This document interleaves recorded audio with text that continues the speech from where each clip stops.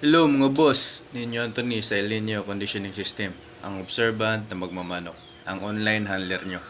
So shoutout sa lahat ng naka El Nino Conditioning System.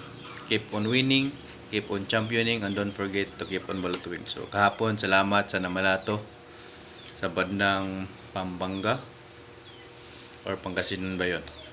Salamat po sa bandang Luzon. Yun yung nag-double champion ng nakaraang buwan. Double champion yun. Kahapon, champion na naman. So, salamat boss. Salamat sa balato. Keep on winning. Ilang beses na yan na malato sa akin. Maraming beses na po. Kaya tuloy-tuloy yung panalo na. Salamat po sa iyo boss. So, gamit niya kahapon ay yung Great White Kilso. Pinangalanan ko Great White. Dalawang puti, puro panalo. Great White Kilso. So, gagawa tayo ng sarili nating pangalan. Kasi tayo nag-breed, tayo naglaban. May credit na tayo niyan. Ganun po. Di po yung porket galing sa ganyan, sa kanila din pangalan. May karapatan po tayo magpangalan ng manok. Ganun po. Salamat po sa inyo. Yun namang isa.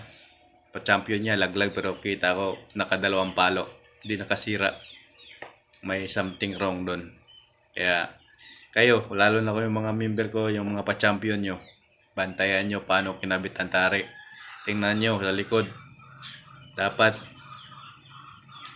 yung tari nyo mas maganda, mas mababa sa tahid, or tama lang sa tahid yung dulo ng tari. Kasi paglalampas yan sa tahid, hindi na po yan, mababaw na po ang kusugat niyan, hindi na po yan babao ng gusto. Mas maganda mababa pa sa tahid kasi ang sugat niyan malalim. O imagine nyo yan. Ha? Ang palo ng manok is pa ganyan. So, pag naka-curve ng masyadong high point yan, ang itatama niya yung dulo ng tari. Yung likod ng dulo ng tari. So, kung tatama man yung dulo, mababaw na lang. Ganun po yun. Pag naka-high point, kaya yung mga sangkong, pag hindi mo alam gamitin yan, laglag ka dyan. Nasubukan ko na yan.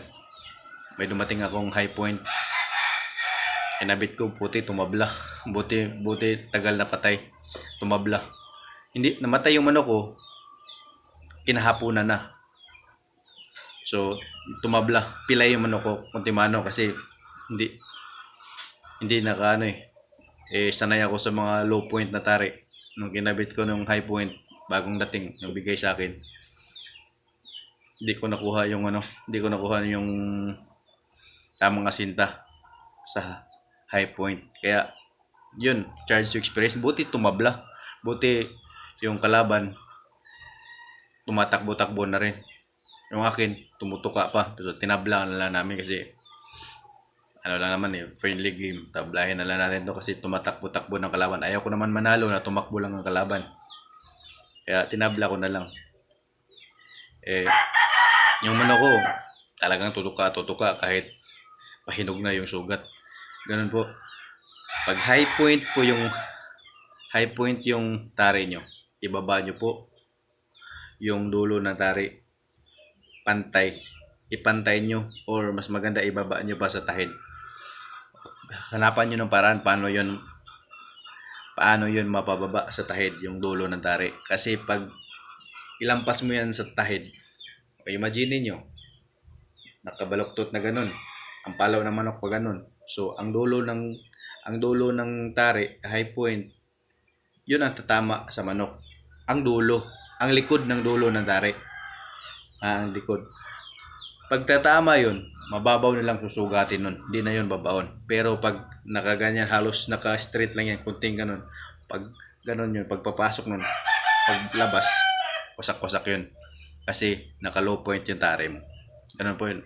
Kahit sumikat sandali yung sangkong, pero pinababago ng mga nakakaranas. Kasi hindi po sumusugat ng maayos yan. Hindi po totoo yan, totoo. Yung sabi, depende sa pagkabit.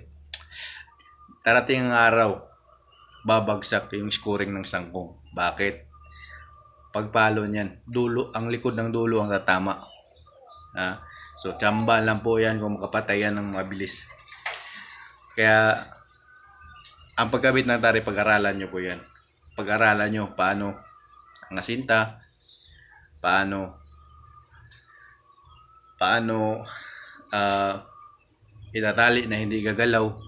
Ako, nag-aaral ko, ginaganon ko yung tari ko. Kung anong higpit ang talagang hindi kakalas. Kaya madalas sa tari ako, dati hindi pa ako marunong magtari. Talagang nilalaglag ako sa pagtatari ng manok ko nakakauna pero di nakakapatay. Kaya hindi pa ako marunong magtari noon eh. Yung pa-champion ko, ilang beses na nilalaglag ako. Kaya mayroong mali. Kasi nakakauna naman man ako, 1-2 palo, hindi pa makasira.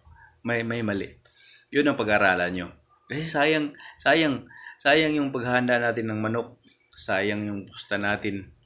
At tayo pa, ang ego natin, pag matalo ang pa-champion natin, talang babagsak.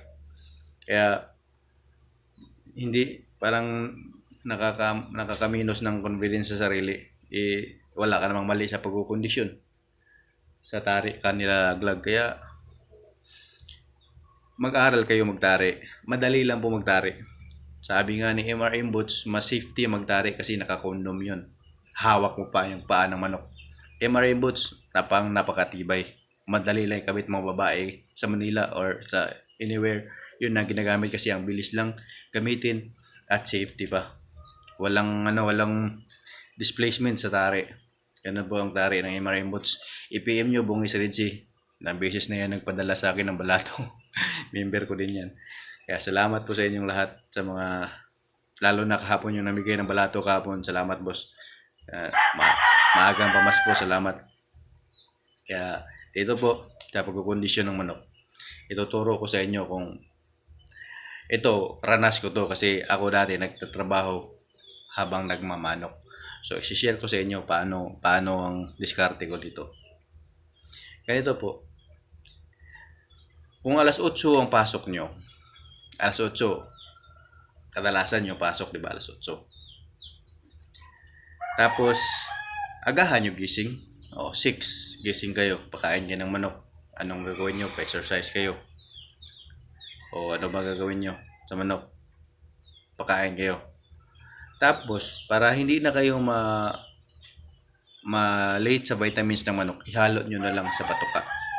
Mayroon na mga powder na vitamins, pareho lang po yan.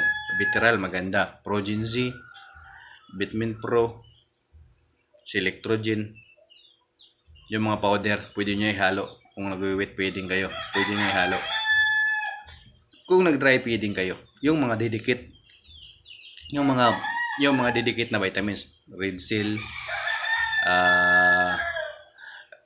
ano ba yung isa pa? Biminulak. Yung mga vitamins na liquid, yun ang ilalagay nyo. Yun ang ilalagay nyo sa patuka para naman hindi na hintayin kasi na may trabaho kayo, hindi na tayo matapos ang pagkain, at least kumain na sila. Ang manok ay na-attract sa mababangong pagkain. Kalamansi, malakas kakain pag may kalamansi. Lahat, saging, lalo na yung mabango na saging, lagay nyo dyan, ma-attract manok. Vitamins ng Red Cell, ang bango niyan. Ang vitamins ng Power Aids, mabango din yan. Kaya yun ang gagamitin nyo, panghalo sa patuka. Plain water ang bigay nyo. Dahil tatrabaho kayo, dapat maraming tubig na hindi na tatapon. Itali nyo ibitay nyo yung lagayan nyo ng tubig o ipako nyo para hindi tatapon ng tubig. Kasi ikaw lang mag-isa nagmamanok na nagtatrabaho ka pa. Ganun po. Ipako nyo ng painuman na hindi naaarawan o ibitay nyo, lagyan ng tali para kahit marami ang tubig, hindi natatapon. Alas 8 yun. Sa umaga, nagbigay na po kayo ng vitamins. Sa gabi, pagpatukaan nyo, o sa hapon, drops pa rin na vitamins para yung ihalo pa rin sa pagkain para tuloy-tuloy yung timpla ng pagkain mo. Tuloy-tuloy ang timpla ng pagkain mo. Tuloy-tuloy. Kung ilan ng drops na nasa guide ng red cell or sa Biminolac drops. O ano ba yun? Kalimutan ko pangalan. Yun din ang sundin nyo sa bawat patuka nyo. Sa mga dry feeding, didikit yun kasi liquid yun eh.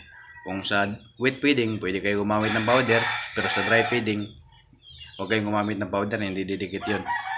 Yung drops, liquid na vitamins yung ibigay nyo sa dry feeding para didikit. So, walang na sayang na panahon kasi nagtatrabaho ka, yung manok mo, napapakain mo ng maayos, bigyan mo ng vitamins through pagkain. So, sa gabi, pagdating mo, pailaw ka. O, pailawan mo manok mo.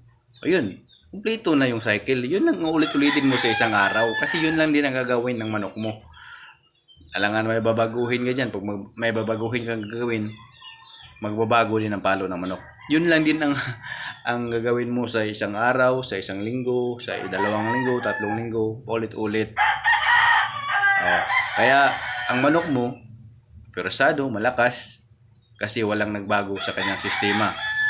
Una pong makakasira yung digestive system. Pag may bago kang ibibigay na pagkain, maninibago ang manok. Pag may bago kang ibibigay ng vitamins, maninibago ang manok. Kaya kung anong scheduling ng vitamins mo, tuloy-tuloy mo lang yan, huwag mong baguhin. Yun po ang masishare ko sa inyo. Pailaw kayo sa gabi. Kasi pag madaling araw kang pailaw, mapupuyat manok mo, 2 kayong puyat. Pero kung sa gabi, ang manok nasasanay sa ilaw kasi gabi naman yung usual ang laban, so hindi mo nasira ang cycle ng manok.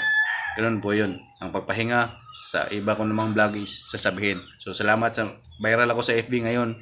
Ang dami kong followers, 7k followers na po ako sa YouTube ko. Hindi pa nag 3,000 pero sa Facebook ko 7k followers na po ako. May mga viral video na ako, 77,000 views, 50,000 views na videos ako doon. Kaya salamat po sa mga followers, solid follower. Salamat po sa inyo. Kung gusto niyo magpamimbro sa Ilinyo Conditioning System, kung gusto niyo mag-champion ng back-to-back champion, 3-peat champion na po. Isang tao pa lang ngayong buwan na to. Kaya gusto niyo ng ganung score, member na kayo. Salamat po. PM lang kayo ninyo Anthony Monya FB page ko. Comment kayo ninyo Anthony Monya YouTube channel. Salamat po.